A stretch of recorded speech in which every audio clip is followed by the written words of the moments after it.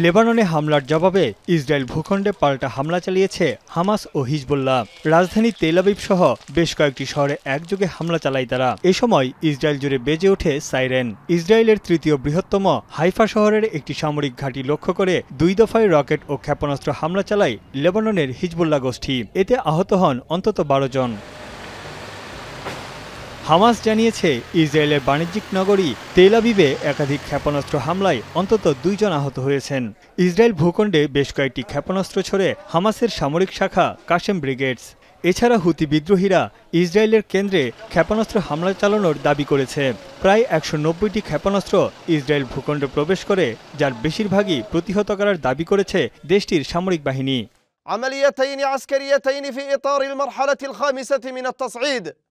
الأولى استهدفت هدفين عسكريين للعدو الإسرائيلي في منطقة يافا المحتلة. أن مصير أسرى العدو. এদিকে হামাসের সামরিক শাখা আল কাশেম ব্রিগেডের মুখপাত্র এক ভিডিও বার্তায় বলেন, জিম্মিদের ভাগ্য এখন নির্ভর করছে ইসরায়েল সরকারের উপর। তারা বন্দি বিনিময়ে রাজি না হলে জিম্মিদের ভাগ্যে করুণ পরিণতি অপেক্ষা করছে। ডায়রিয়া সহ যে কোনো পানি শূন্যতায় এসএমসি রোড স্যালাইন নিন। কেনার সময় প্যাকের গায়ে এসএমসির লোগো দেখে কিনবেন। وقد طورنا بفضل الله تكتيكاتنا وتشكيلاتنا القتالية وأساليب عملنا بشكل مستمر ومتواصل وغير متوقع للعدو. যুদ্ধের 1 বছরে জাতিসংঘে এক অনুষ্ঠানের আয়োজন করে ইসরায়েল। সেখানে ইসরায়েলি রাষ্ট্রদূত বলেন, হামাস নির্মূল ও সব জিম্মিদের মুক্ত করা না পর্যন্ত লড়াই চলবে। এই সময় হতাহত ও জিম্মি ইসরায়েলিদের স্মরণে 1 মিনিট নীরবতা পালন করা হয়। The difference between the past and today is very simple. Now we are not defenseless. Today the Jewish people have a strong state, a powerful military, and the courage to protect ourselves. Desperate to see another day. And yet, there are those in the Security Council and outside who fail to condemn Hamas's atrocities or even say the word Hamas. এদিকে Netanyahu সরকারকে ব্যর্থ বলেছেন জিম্মিদের পরিবারের সদস্যরা।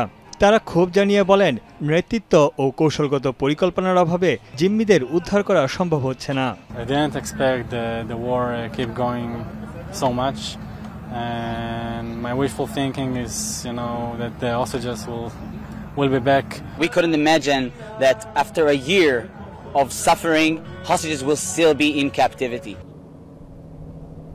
Israeli parliament ভবন নেসেটে সাদা ও নীল রঙে সাজিয়ে স্মরণ করা হয় হতাহতদের। এদিকে যুক্তরাষ্ট্রের নিউ ইয়র্কের বিভিন্ন অংশে ফিলিস্তিনপন্থী ও ইসরায়েলপন্থী বিক্ষোভকারীরা সমাবেশ করে। হতাহতদের প্রতি শোক জানিয়ে জিম্মিদের মুক্তির আহ্বান জানাতে টাইমস স্কয়ারে জড়ো হন ইসরায়েলপন্থীরা। অবিলম্বে যুদ্ধবন্ধের দাবি জানান ফিলিস্তিনপন্থী বিক্ষোভকারীরা। এছাড়া ফিলিস্তিনিদের প্রতি সংহতি জানিয়ে সমাবেশ করেছে ইরান। এত কিছুর পরও গাজা ও লেবাননে হামলা অব্যাহত রেখেছে ইসরায়েলি বাহিনী। বিমান ও রকেট হামলার পাশাপাশি চলছে স্থল অভিযান। তানভীর জনি, এখন বিশ্ব।